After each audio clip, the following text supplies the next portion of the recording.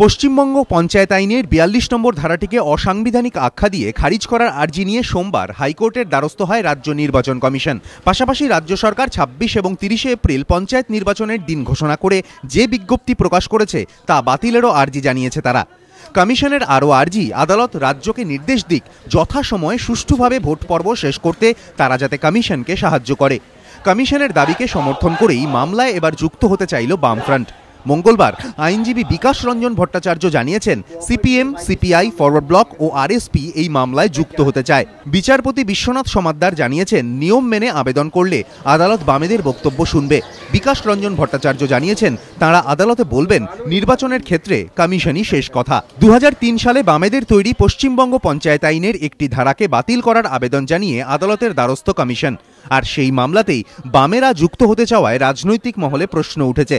বিকাশ রঞ্জন ভট্টাচার্যের দাবি, সংবিধানের মূল সুর মাথায় রেখেই আইন প্রণয়ন করা হয়েছিল। কমিশনের এখতিয়ার খণ্ডন করা কখনোই উদ্দেশ্য ছিল না। আইন করার সময় এটা কি ভাবে না যে রাজ্য সরকার বনাম নির্বাচন কমিশনের পরিস্থিতি তৈরি হবে।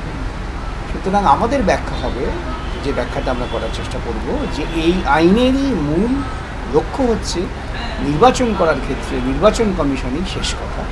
তাঁর আরও দাবি, এই আইন অনুযায়ী ভোট করিয়েও বাম আমলে তৎকালীন রাজ্য সরকারের সঙ্গে রাজ্য নির্বাচন কমিশনের কখনো সংঘাত হয়নি। তবে ওয়াকিবহাল মহলের দাবি, বাম আমলেও রাজ্য ও কমিশনের মধ্যে সংঘাতের ঘটনা ঘটেছে। ২০১০ সালে পুর নির্বাচন, রাজ্য নির্বাচন কমিশনার হিসেবে মীরা পাণ্ডের প্রথম ভোট। বামেরা চেয়েছিল কলকাতা বিধাননগর সহ ৮৫টি পুরসভাতেই একদিনে ভোট করাতে। আইন শৃঙ্খলার প্রশ্নে তখন বেঁকে বসেন মীরা পাণ্ডে। পরিষ্কার জানান, কলকাতা, বিধাননগর ও উত্তরপাড়া, কোতরঙে একদিনে ভোট হবে, বাকি ৮২টি পুরসভায় হবে অন্যদিন। শেষমেশ তাঁর কথাই মেনে নিতে হয়েছিল তৎকালীন বাম সরকারকে। ধ্রুবজ্যোতি প্রামাণিক, এবিপি আনন্দ, কলকাতা।